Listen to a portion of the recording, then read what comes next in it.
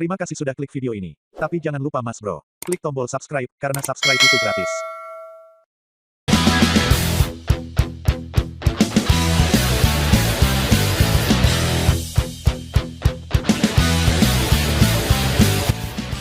What's up guys?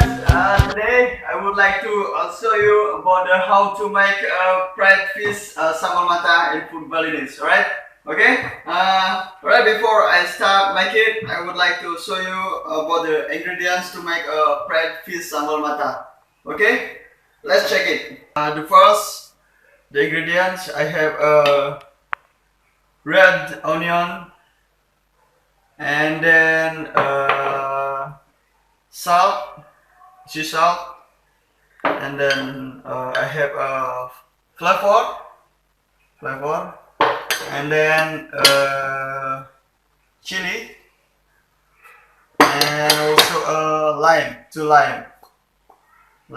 green lime, right? And also I have two fish. This is tambak fish, and you can also use another fish like salmon fish, tuna fish, and another fish, right? Okay. Ingredient to make a decoration to fried fish. I have mustard. This is mustard leaves, and this is celery leaves, and also